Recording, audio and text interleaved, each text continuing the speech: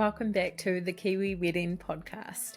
My name is Lydia and I am your host and a wedding photographer based in Tamaki Makaurau, Auckland. If you are listening to this on the week it comes out, it is our first birthday. I have been doing the podcast for a whole year now, which is crazy. That time has flown by and we've done over 50 episodes, which is wild. So many amazing chats, stories shared, advice given, and I'm just so grateful to all of you for listening.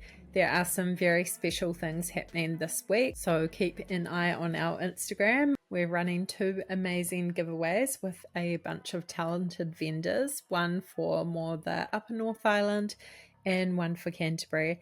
I would have loved to do one for everywhere, but I had to rein it in, so have just got a few great groups of vendors and a really cool prizes for you guys, so make sure you go and enter. A few more exciting things to come. This may not be the only episode popping up in our feed this week, so just keep an eye out. On this episode, I'm chatting to a lovely Christchurch couple, Angus and Ashley. They had a beautiful wedding and I would say chose a really bold, creative theme.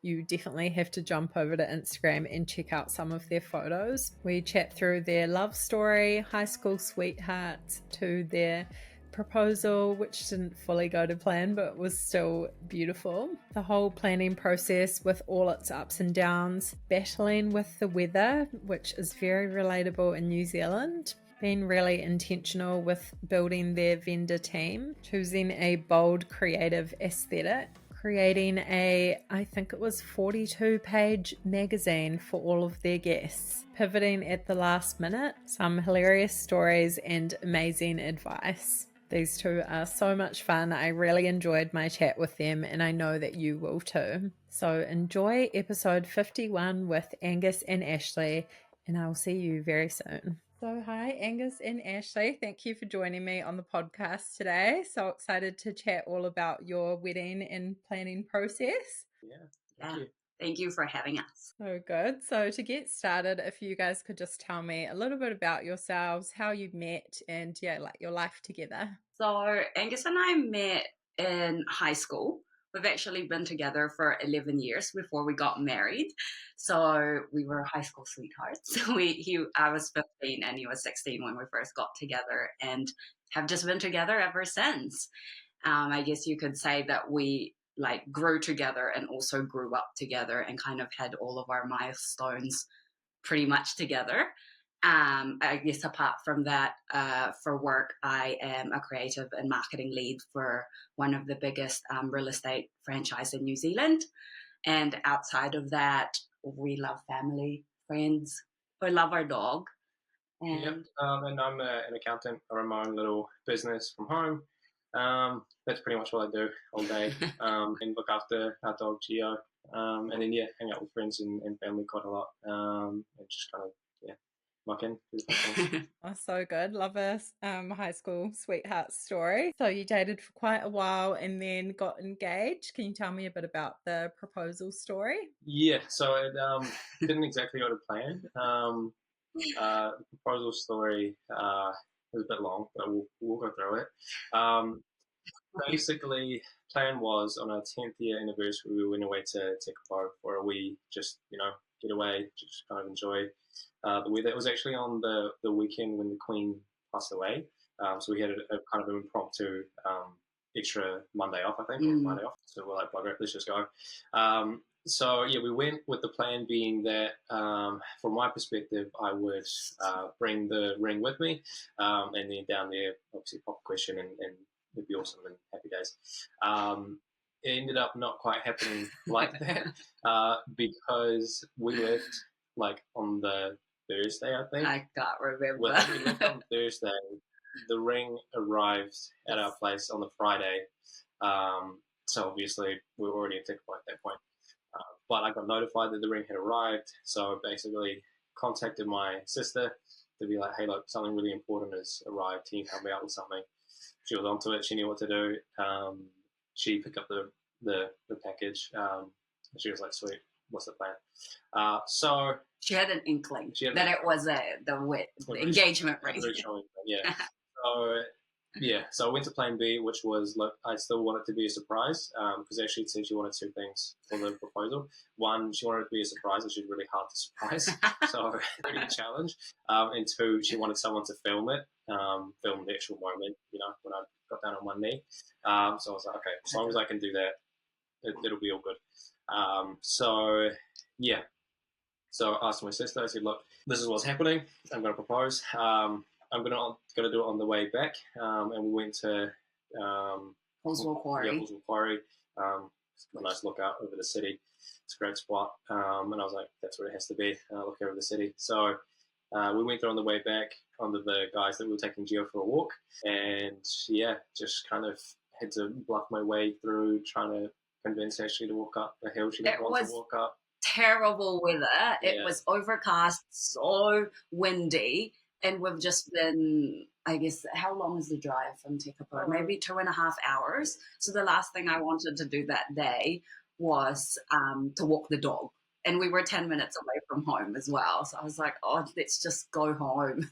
Yeah, so we're all in good spirits, and just had to kind of shuffle Ashley off somewhere, meet up with my sister, pick up the ring, and then we're on our way, and we actually, we got it all on film the moment it happened, which was exactly what she wanted. So, yeah, it didn't go to plan. The weather was bad. Which is going to be an ongoing story. Yeah, but it all worked out, and now we've got a nice story to tell. Yeah. So. Yeah, and got the surprise factor as well.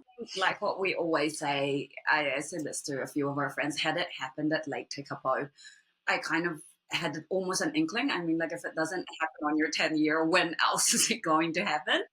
When it didn't happen that weekend, Angus and I were actually planning to go overseas for a wee trip later on in the year to Japan and South Korea. And so when it didn't happen that weekend, I just assumed, oh, it must be happening overseas. But little did I know there was actually a plan B. So good. Love that story. It's nothing like a bit of chaos and rings not arriving at the right time and everything. Just make it a bit more exciting. And like you say, makes for a good story for sure. So had you guys kind of dreamed about your wedding and what it would look like? Did you have a certain vision and vibe in mind for what you wanted? And what were those kind of first steps, finding a venue, all of that? Yeah, so no, we didn't, not initially, but I guess coming from a creative background, it was fairly quick for me to kind of visualize things. When we got engaged, I don't know whether it was jokingly, but I think I meant it at the time. I also said, oh, it would be nice to have a long engagement. And everyone just looked at me and go, we've waited 10 years. What do you mean you're going to have a long engagement? And so I think when I kind of like drilled that down into my head, I realized that no, let's not have a long engagement. Let's just do it. People have waited long enough. I remember my mom going, oh, you guys are never going to get married if you keep putting it off. So from there, I quickly got planning, didn't we? Mm-hmm. And we kind of picked a few, kind of did a rough date as to when it would be feasible for us. And then from there, I had to look at venues on my own on my own, without Angus at that moment, just to kind of get my head around the whole thing. And then Angus and I were having a chat one day, and he decided to tell me that he was going to be wearing his clan tartan. So he's from Scotland. His family's originally from Scotland, so he's got Scottish heritage. And the tartan, and I've always known this because we've been together for so long, the tartan happens to be bright red with these green stripes and like these tiny yellow. It was part of the clay hand. Look, it's not the prettiest one, but I guess from there I decided, look, that's fine if that's what you want. It's also your wedding, so you got to have a piece of you as part of it. But I think when he decided to do that, I had really like two jobs as a creative, right? Like I could either embrace that and really run with it, or I could have it just in the background. He's just that guy in the red kilt. And we've obviously decided to go for the first option and just truly, truly embrace it. Red obviously has quite significant meaning in the Asian culture, be it like lucky. So, and I had like the color red connotation throughout my life. So I thought it was quite a special color. But it's obviously not your traditional wedding color, and we loved that it was not. We're all about doing things quite differently, and yeah, I thought that was quite interesting. Yeah. So cool to see something a bit different and meaningful and personal to you guys as well, like representing you as a couple. Love that. So what were the most important elements of the day for you, your sort of top priorities when it came to different vendors, people, vibe? Yeah. So we actually sat down. We were very lucky to sit down with some close friends of ours who we went to their wedding, which would have been what, 2 years ago now. Yeah, I think so. We once we got engaged, we kind of talked to them about, look, what do we need to know? Tell us. Tell us the do's and don'ts and the things that we need to get sorted now. And the biggest piece of advice that they gave was know the 3 things that are the most important to you for your wedding. Yeah. And stick to it. Everything else is, malleable, but those 3 things you don't change them, you don't alter them, you stick to them, and you know what's important to you. And by knowing what's important to each other as well, we know that shit, if it's flawless for her, all right, I'll back off. You know what I mean? I'll put the extra budget in there and shut up. So having that advice, we sat down, and 2 of the 3 things for us, we had the same things, and then with one extra one. That was our documentation, so a photographer, videographer, or some sort of documenting team. The food was very important to us. We're big foodies, so we're big foodies, and also we don't drink. So we knew that we had to serve like really good food because there's nothing to mask it if it's crap.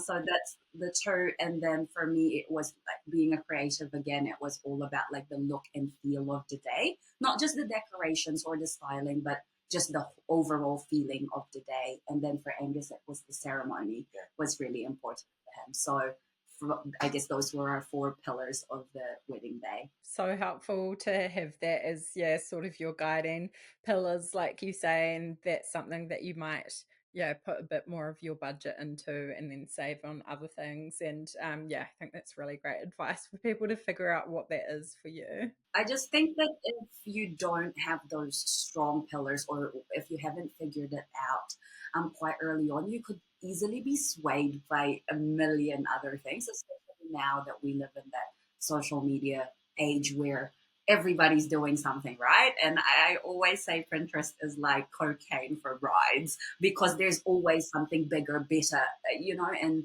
if you haven't figured out your 4 things or 3 things, then how is that going to guide you moving forward? That's such great advice. There's so many amazing trends that come through and so many different things you can do, but you kind of have to like make decisions and stick to them, not be swayed by every little thing, otherwise it can get really overwhelming. Definitely. So can you guys tell me a bit about your wedding outfits, how you found them, got them made? What was that whole process like? Yeah, so mine was pretty straightforward and easy because I was wearing a kilt, and obviously that kind of meant, hey, I'm wearing a kilt and I'm wearing a jacket that fits with the kilt and all the rest of it.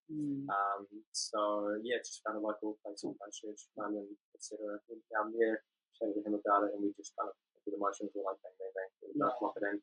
The kilt made custom in Scotland, shipped over here through him, which was awesome. So I've got that forever, and everything was through him, including the little pins that we had to put on the kilt and so on the jacket with the A crest on it.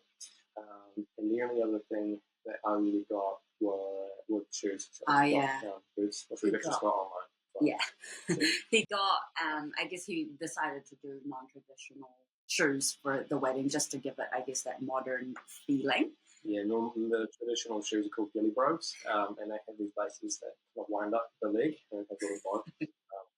That was not it. We just decided. So he wore kind of like combat-y boots, punk rock style boots. instead. Not very punk rock, but No, not very punk rock, but it looked it worked well. well. And then I guess the rest of it, apart from the kilt, which we obviously purchased, he ended up hiring the rest of it through Jason from Highland, etc., which was really good. And that's where his best man also got his whole outfit. So for me, again, I guess going back to what I said, my dress wasn't as straightforward. Again, when I decided that I'm not going to have a long engagement, I actually ended up going wedding dress shopping quite early on with my mum and two of my really close friends that eventually happened to be in our bridal party, but not at the time. So in Christchurch, there's only so many boutiques here, unlike in Auckland where you guys have more options. So I've been to every single boutique, and I probably ended up trying about probably 50 gowns in total. None of them were really me. I guess I went into it having a specific vision in mind, and I actually put on that exact dress that I thought I was going to wear, and I honestly looked like a sack of potatoes. Honestly, like, I'm not even joking. I know people say, it was not it. Like, I didn't realize that I wasn't 6 foot tall, skinny, and I don't know. It just wasn't the vibe. From there, I kind of just threw all of that away and said to myself, look, I'll just try everything. I felt very defeated at that point. I remember my friends and my mum who were there with me, they looked quite sad for me because they knew that none of the dresses that I've tried on was very reflective of me. I'm very outgoing, very creative, very extroverted. And all the dresses that I was putting myself into were very plain and simple. They were beautiful, but they weren't me. So what I decided to do was I walked around the shop and just have another look at anything else. They obviously have thousands and thousands of dresses. And I happened to see this dress hanging on the rack. And I said, I'll try that one after like 10 dresses later. And the lady was very hesitant to let me try it on just because when you go to boutiques, I'm sure the brides know this, you kind of answer these questions about what you think you might want. And obviously that gown was everything I said I didn't want. It was strapless. It was a bit big, quite big, and just, nothing like traditional wedding gowns. I put it on and I just loved it. It was extra. It was big. It was me. And I remember, when they do that opening the curtain moment, I just remember seeing like my friends and my mum's faces, and they all kind of just say, that is you in a gown. So from there, I guess after that, I parked that situation. There were a lot of things about the gown that I didn't like. First of all, the gown wasn't white, which is fine, but it was more leaning towards the yellow, and it had these like unflattering pleats on it. But anyways, like the structure of it was beautiful. Out of all the dresses I tried on that first 2 weeks, that was the one. Parked it, and then ended up trying many, many more gowns later. So we saw Izzy from Paper Swan later on, and she is amazing, and allowed me to try on a few of the dresses just to see whether the gown was there. I ended up showing her that initial gown, and she actually ended up tearing up saying, Ash, like, that's your gown. Like, that's literally you to a T, but I understand that not every component of it you like. So from there, we kind of just redesigned the gown, for a different body. And I guess I played around in the studio and just have a look at different silhouettes. And then from there, we actually ended up finding a seamstress that will do it, which is from a different boutique to the first one. And from Paper Swan, it was Brides of Merivale, and the seamstress name was Catherine, and she was amazing. She just held my hand throughout the whole process and really understood the vision. I remember saying to her, I just want it to be dramatic and big. Like, I want it to be an embodiment of me. but through a gown. And I showed her that original piece and kind of pointed out all the things that I didn't like about it, and then pulled out a few other dresses. And I was like, I like this. And we were able to mishmash that together and kind of create a truly bespoke gown, like made to measure for me. So the gown ended up being honestly everything that I wanted and more. And I ended up just having one gown because that was an exhausting process. I was like, I've already gone through all of that. Like I'm gonna wear that the whole day. And the gown had this big ruffle piece at the very front of it, but it actually also comes off. So it would then be just a straight neckline. And honestly, it was so beautiful. It was everything I wanted. So not as straightforward as Angus's 30, but we got there. Oh, it's a bit of a process sometimes, and it's a bit of a process of elimination as well. Like sometimes you do have to try on about 50 dresses and then Yeah. make adjustments. But yeah, it's so nice getting something made exactly to your measurements that you love and like feel your very best in, as you should on your wedding day. And did you guys have a bridal party? How was that process choosing them? Did you find that quite easy? Yeah, so we did end up having a bridal party. First and foremost, when we were initially planning our wedding, we initially actually thought we were not going to do bridal parties at all. We said, oh, it's just going to be you and I up there, because we wanted to have a fairly small wedding. Like fairly intimate, very intentional. So we were like, the people that are there are already so important to us. We don't want to pick from all of them, and at the same time, we didn't want to pick 10 and then have very little people looking at us. But in the end, we actually decided to do a bridal party. And I ended up asking one of two of my closest friends. One of them is actually Angus's sister, and one of them is my best friend, Johanna, and she ended up being my maid of honor. And Gabby is Angus's sister, and she was my bridesmaid. Angus just decided to have one. Yeah, I just had a brother. Yeah. My brother was married. That's it. Yeah.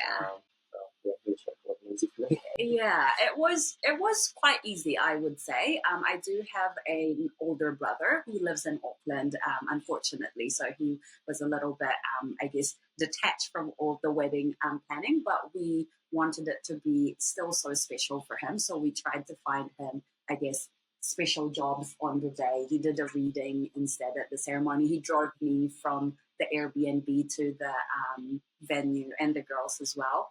So even though he wasn't officially part of the bridal party, he still very much felt. I feel like we ended up having an unofficial bridal party. Yeah.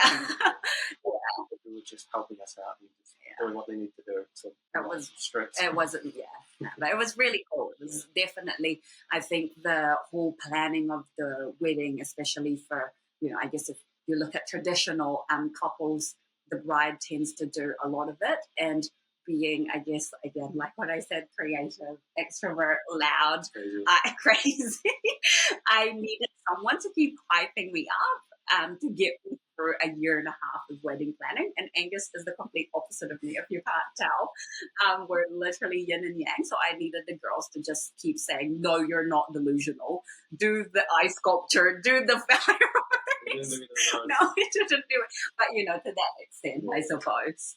But yeah, no, it was really exciting. And they were so, I guess, so excited to be part of it and to be asked to be part of the bridal party as well. Love that. And yeah, that's great what you said as well about giving special people other jobs on the day. Like you don't have to have 10 people, 10 bridesmaids or whatever, which can be a lot, but yeah, find other roles for people. So love that advice. And how about the guest list? Did you find that quite hard to narrow down? No, not really. So I don't think I touched on this earlier. This is rambling a bit too much. But when we were initially looking for our venues, like what I said, I had a look at a few venues myself, and then Angus and I looked at a few together.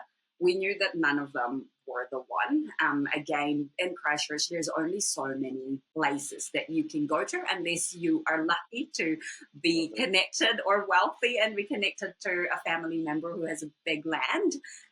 That was not an option for us.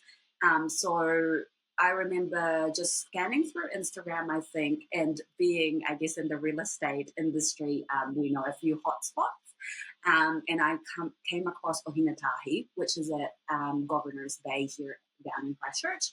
And we visited that, Angus and I. I remember looking at the photos, talking to a few real estate agents, and they were just saying, oh, that is such a hot property. You've got to do it there. And they would show me photos.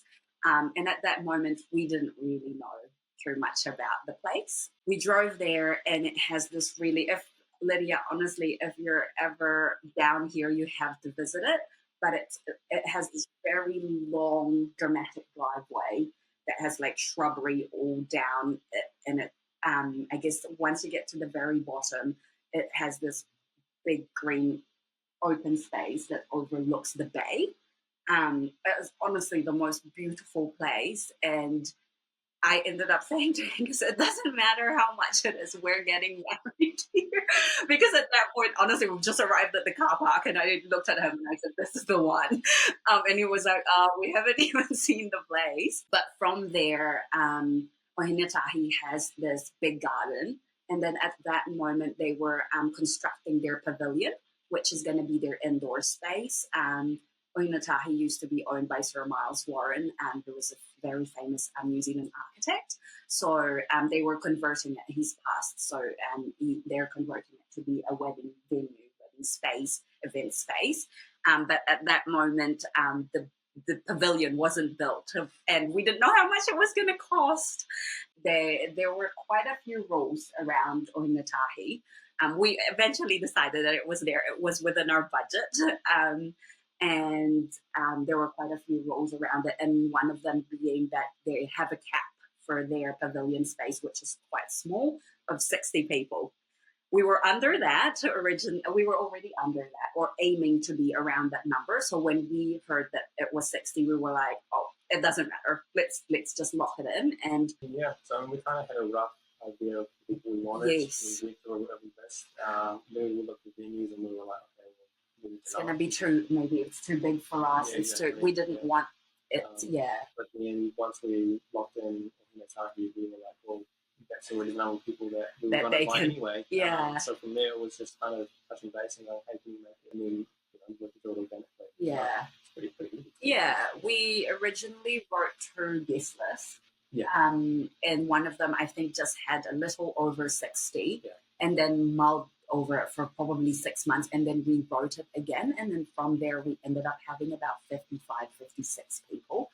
And at that time, the pavilion was already built, and our stylist and us walked through it and kind of just decided that the space was relatively small for everything we wanted it to be. It was perfect, but it wasn't huge. So that number ended up being the perfect number for that space, even though they say that they can hold up to 60. And it does work. We've seen it, but it is quite tight. That's such a good number as well, just to be able to, have that actual quality time with everyone in the day and not be too overwhelming, just saying hi to everyone. Totally. Yeah, helpful to have those constraints sometimes, but good that you wanted to have that from the beginning.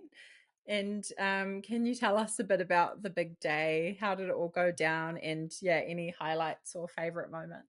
We have a stylist who we were working very closely. Her name's Hayley from Hayley & Co. I'm sure you would have heard of her.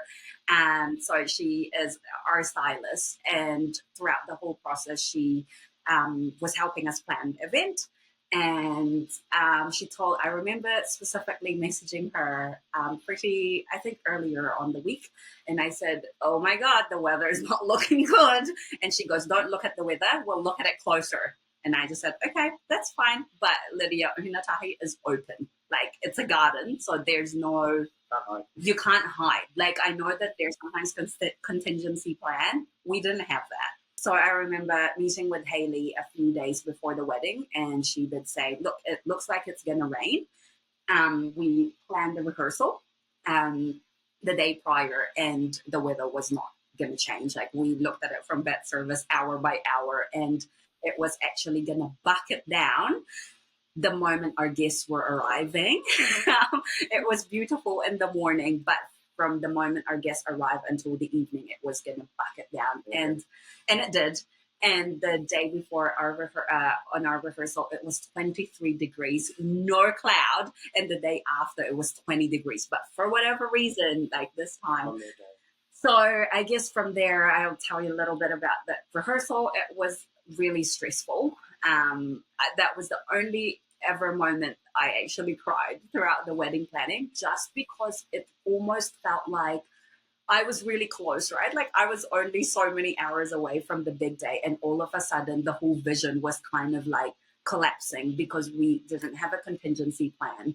Ōhinetahi was open as a garden, and we kind of had to make decisions on the whim at the same time.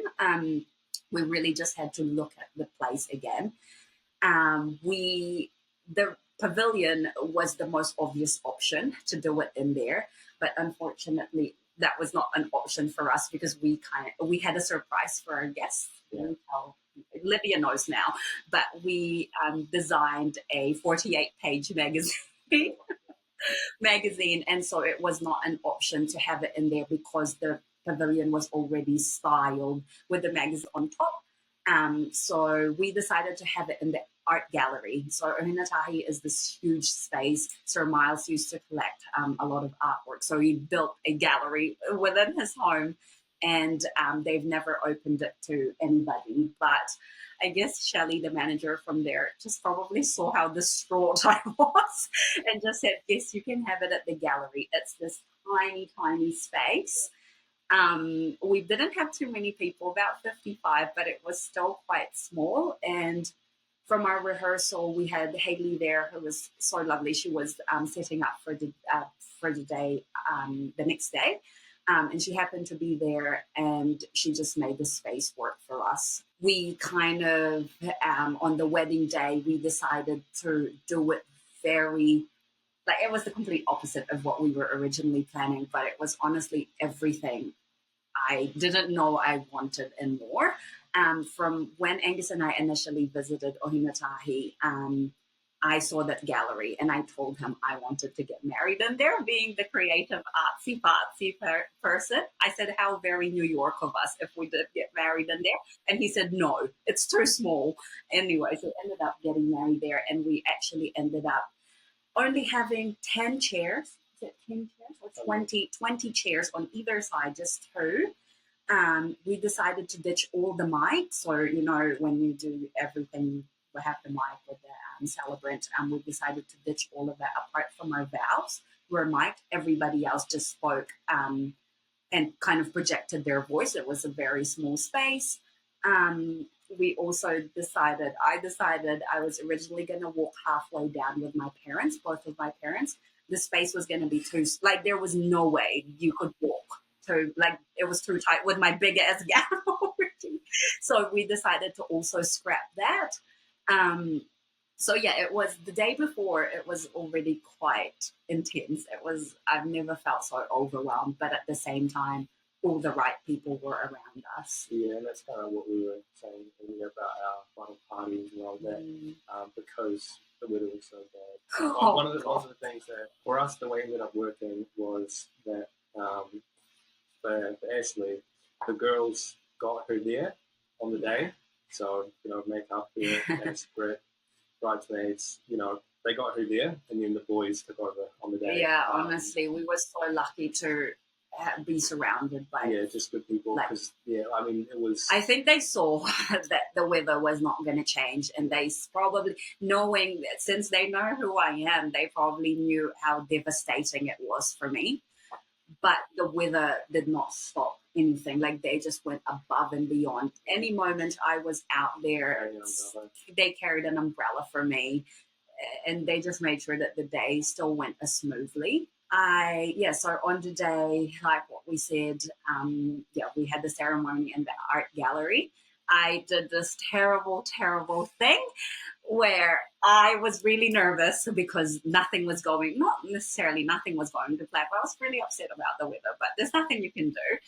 So before leaving the Airbnb on the day, Gabby offered me a gum to kind of calm the nerves. And my maid of honor said, yeah, that's fine, but make sure you spit it out before we get into the car. Anyways, Lydia, long story short, I forgot to spit the gum out. So I walked down the aisle chewing a gum. I forgot. I completely forgot. So I walked down and I remembered about halfway. Um, and the way we originally designed it is that Ōhinetahi would normally have a very long, dramatic like entrance, like the bride entrance is quite long.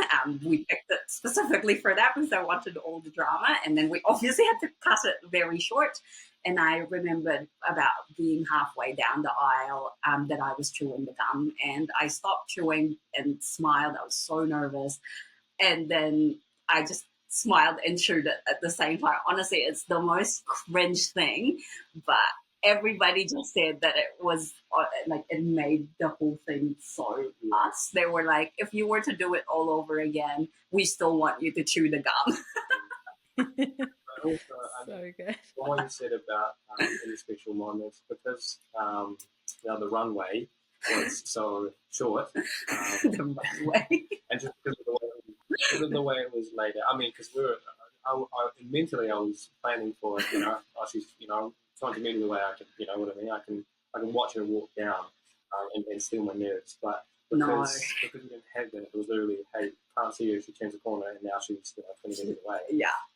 So that moment of seeing her stood in the doorway coming in to the gallery at the end of our makeshift aisle, that was a special moment for me. That was, I mean, from the moment, because we don't have a big bridal party. Got ready was separately. Just Ashley's parents, my sister Gabby, and then maid of honor Joey, and then Ashley. And I was like, oh, flower at the beginning. As soon as Ashley's parents started walking down, I just started crying. He was a wreck. It just continued the whole way.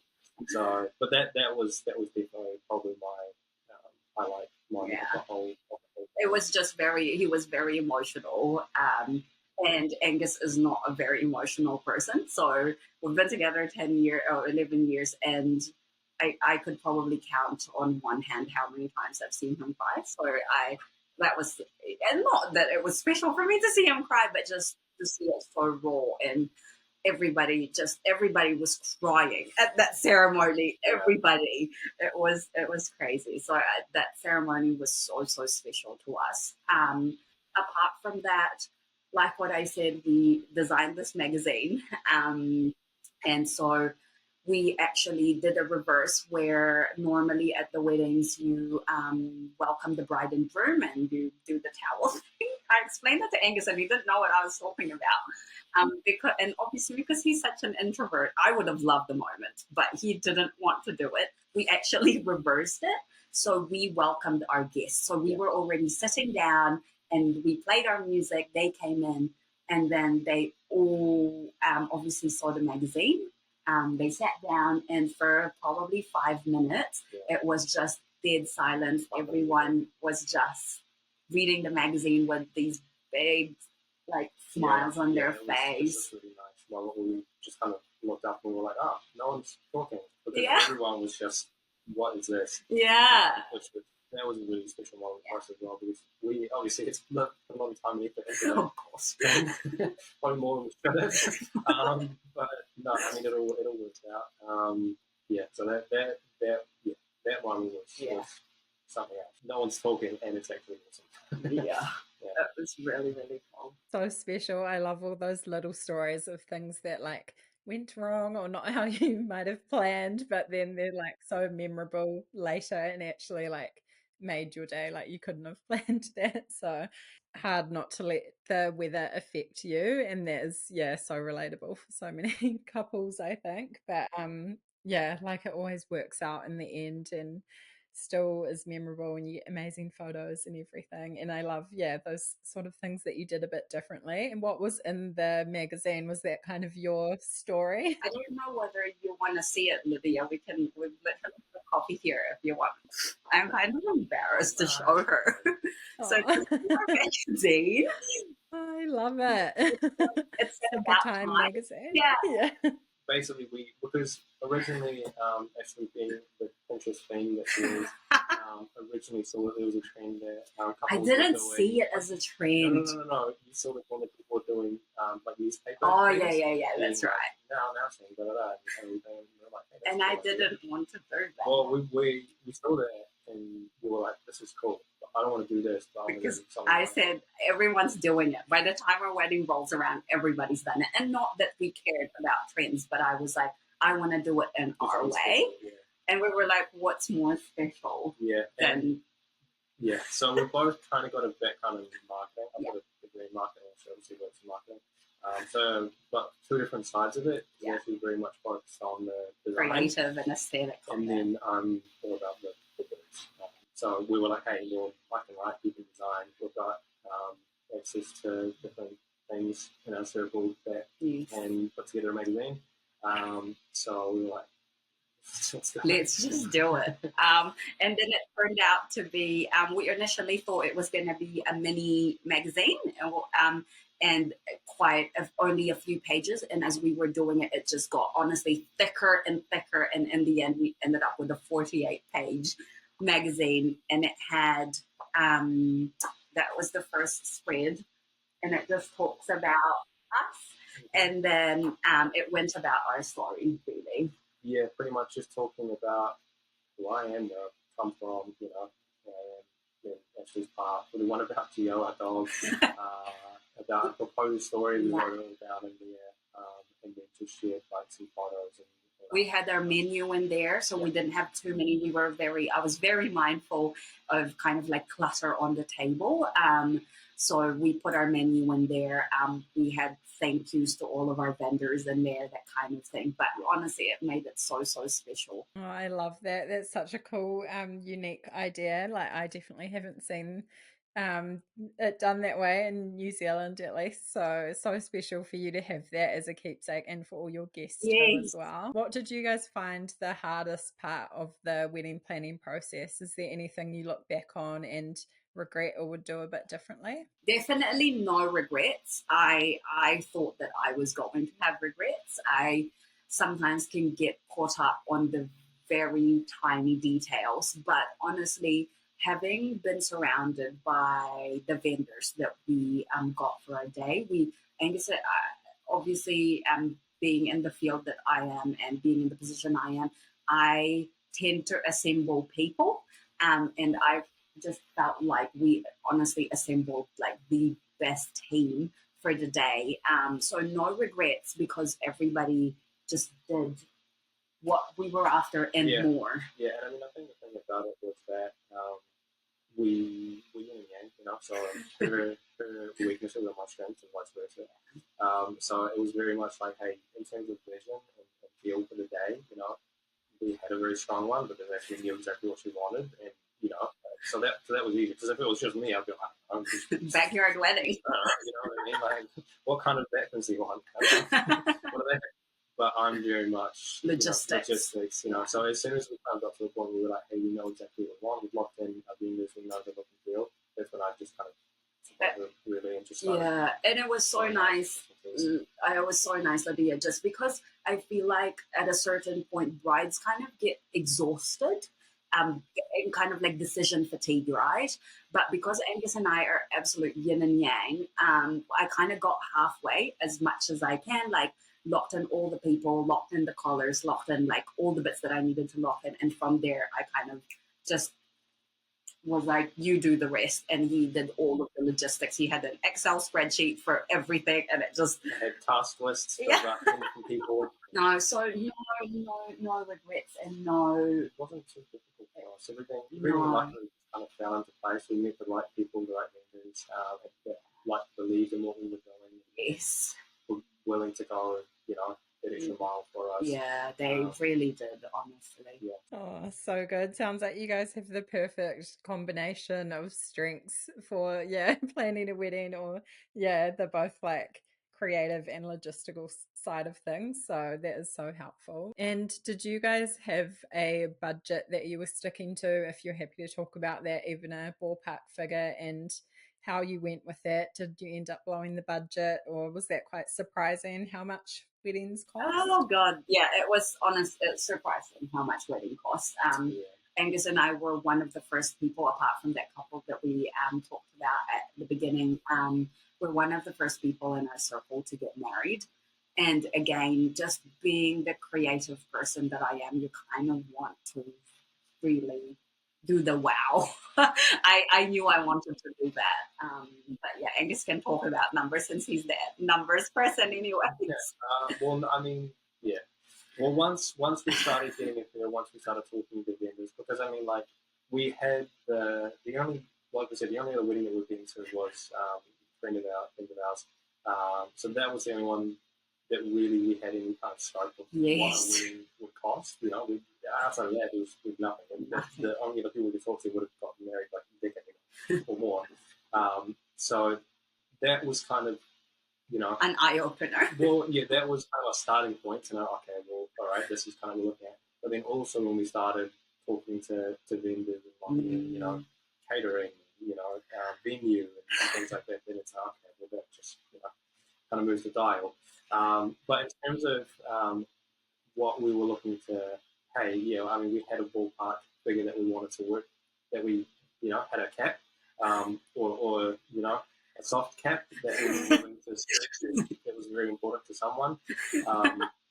So yeah, I mean, and then from there, pretty much we just kind of, you know, would talk to friends and the people around us who could help us out in different ways, either by doing something or, you know, what they could contribute. We really leaned in on those connections, I think. Like what I said, very lucky to work in an industry, real estate being a very connected industry. I was very lucky to know quite a few people. We are friends with a lot of our vendors as well, which was obviously does alleviate the cost. Like obviously we had paid for it, but probably not to the extent that it would have normally cost us. But a market value for the wedding that we had was about 65. Yeah, probably 65,000. It's weird for everything. But the other thing is that obviously we don't drink. Yes. So it's one cost we didn't have to pay for, which obviously could slow up everything like how kind of fine to go down that route. And all of our guests knew that we didn't drink. We actually did a BYO for the wedding. We just asked our guests to get as drunk as you want to, but do whatever you want. Bring your own booze, get drunk on it. Yeah.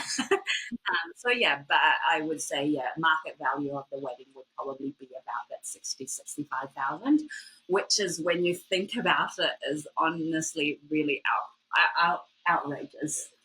Like, and that's probably standard. You're probably used to that, but God. It is a lot of money, but it is, like kind of average these days, which is, crazy, but like. I'm not saying that you can't do it cheaper than that. You definitely can, and you can even go even more than that. But it's a lot more. Yeah, I mean, I think like it just comes down to the people around you, you know, because if you can save, you know, 3, 4, 5K on a venue because you've got a friend who has, you know, a big land. You know what I mean? If you've got a friend who's a chef and who's willing to do, you know, catering and cost, and you know, that's it. I think we were lucky enough with our vendors, and obviously some of them we hired specifically for the day, but for the canapes, I had my auntie. We wanted to bring a Filipino flair to the wedding, and so we actually served Filipino food for our canapes. She's a very close family friend, and she's my auntie, and she did all of the canapes for us. Obviously, being a connection, it was a little bit lower of fee than it would have been. One of our main photographer, Dave, is a really good friend of mine.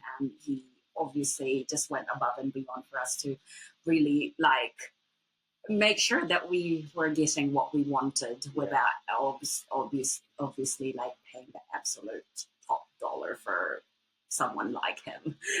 Yeah, that's great advice. I think sometimes those ones on like a piece of land, you can end up paying way more by I bringing know. everything. Definitely think about like your priorities that you want to invest in, and then other things that you can do a bit cheaper, or ask your family members or connections to help. That's great advice. And did you guys go on honeymoon straight away? What did planning that look like? Yeah, we did. We went on a mini moon. Yeah, we went on a little mini getaway. Yeah. We basically spent 3 or 4 days after the wedding just kind of tidying up and seeing friends and family that Yeah, who flown had down flown. down to see us. And then, yeah, so the wedding was on Friday, on Tuesday we were on.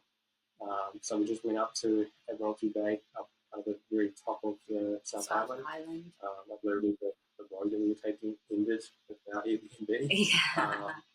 Glamping Spot there. Yeah, so it was It's really nice to just soak it all and stay in that cloud nine, and kind of reflect on the day and kind of see it from each other's perspective, and obviously also just think about all the things that we loved about the day, things that we laughed about that were like, oh, that didn't go to plan, but that didn't matter, we wouldn't have changed anything about it. But yeah, it was really special. That's so nice. Good to have just like a chill getaway, the two of you, and stay in that bubble for a little while. And were there any helpful websites, apps, or different resources that you used during the planning process? So I actually was listening to this podcast when we were wedding planning. As for the websites, I found that there weren't really, well, that's a lie. I was one of those people that just like consumed everything. And so I was reading everything. And I remember pretty earlier on in the wedding planning process, I said to myself, you need to stop, because you can just go down the rabbit hole. Like, there are so many resources out there and they are amazing. But you kind of just got to pick and choose what works for you. And in the end, I decided to stop reading all the things and just really stick to, I use Pinterest, but again, to like a certain cap, just because, like what I said, it can get very addicting. And then Instagram as well. But those were probably the two main things. I think with the resources, it was quite easy for us because as soon as I was set on the vision and we locked in our vendors, we showed them the brief and they were just able to like nail that brief and elevate it in their own ways. So they weren't actually really leaning on us for much more. Like we just had the right people and they were really able to obviously elevate the space and elevate the day for us. But yeah, no, it was, I would say Instagram and Pinterest. And then obviously I listened to this podcast quite a lot, and I would remember things that past brides would say, and I'd write it down and be like, oh, remember to tell Angus that. But I probably forgot half of them. But yeah, it was quite interesting to hear people talk about, I guess, the value of their wedding. And kind of that was an eye opener, like, gosh, it's going to cost a lot more than we actually think it would. So I'm happy that it helped you. And then, yeah, Instagram and Pinterest are always favorites. But yeah, I love what you said. There's so much content out there on the internet and different resources now, which is amazing. But yeah, have to be a bit conscious what you consume, because it really can get quite overwhelming and yeah, almost give you a bit of anxiety Yeah, and about I it. almost feel like when you do consume all of that stuff, you'd always be comparing yourself or comparing your day for, I don't know, bride next door. But you gotta, you just gotta have to, you're just gonna have to remember that your day is a reflection of the two of you, and that's it. It's not a trend. It's not tied to, we did red for goodness sake. You know what I mean? We were like, and that wasn't, like, it wasn't because of a specific thing. We were like, let's just be really intentional about our day and let it just be a reflection of us, and be it a trend or not, let's just do it. Such a good attitude, and you've already given so much already, but is there any advice that you would give to couples planning their wedding at the moment? I think we've alluded to it throughout. But I mean, from my perspective, it's the three things that the piece of advice that we were given, we were given the same advice, which is know the three things that are most important to you and don't give you a promise, lock it The second thing is Surround yourself with good people. Honestly, that's But, and don't be afraid to ask people to help you. Yes, everyone is willing. Honestly, that your wedding is probably that one time where everyone is willing to do something for you. And, obviously take advantage of that because it does only happen once, hopefully. And everyone was just willing to do so much for us.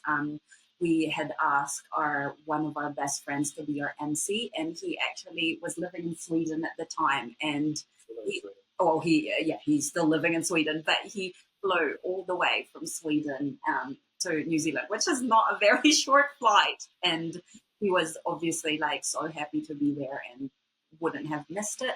But yeah, definitely surround yourself with good people. Don't feel like you have to invite certain people to make it bigger than what it needs to be. At the end of the day, the people that are there love you and they don't care. Like what we said, Lydia, our day, it rained, it poured, it was cold.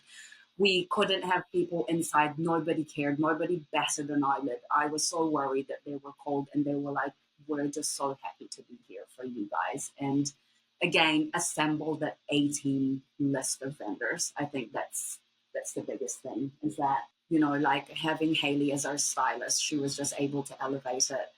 Beck, who was our florist, I didn't even want to do florals at the beginning. And I just said to her, look, we want art. Like we didn't really want like flowers. And she just nailed that. And again, like the photographers and videographers, you've seen some of the photos, they were just everything we wanted and more. We wanted it captured a little bit differently.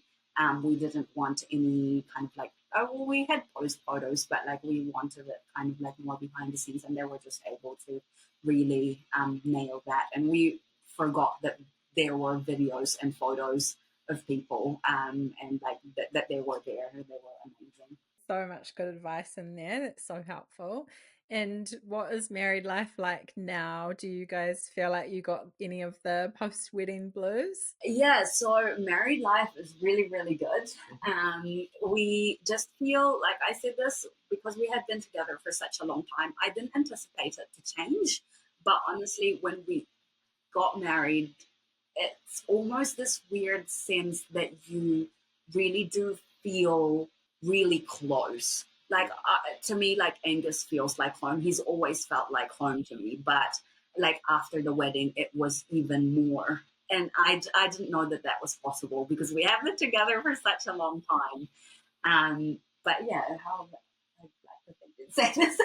Yeah, no. I mean, the other thing I'd say as well is in terms of like from our families as well. I don't know about you, but I felt like, it's felt more like, hey, we're from Ashley's parents to me, or Ashley's family to me, and from my family to Ashley. It's like, after the wedding, not that it was ever a feeling of unacceptance or anything like that, but especially after the wedding, it just felt like, hey, you're my son now. Or, it was honestly the most special thing. Like our family and friends gave the most crazy speeches, and it was just so genuine and heartfelt. Like we've never just felt so loved like that. And it's such a nice feeling to have. But yeah, no, married life has been good. As for post-wedding blues, I initially got post-wedding blues for like a few hours, and then we went away on our mini moon, and then we were able to relive all of that. And then after our mini moon, we were smack bang into a new financial year. In both of our industries, it's a very, very busy period. Well, not for you, but like in real estate, it's really, really busy. I came back into like multiple projects, multiple campaigns. So I was able to take myself away from that. And because we were so busy, I don't know if it's a good thing or a bad thing, I kind of didn't really have a lot of time to think or dwell on the wedding. Obviously, everyone in the industry was so, so happy for me, and they were able to like have that chat with me. But other than that, no, it was business as usual. Amazing. It's been so nice to chat to you guys today. Is there anything else you wanted to add as we wrap up? Thank you for giving us obviously the opportunity to hopefully help a bride or two down the line. I think that what you're doing is an incredible resource for Kiwi brides and other brides in New Zealand. I think it's really important.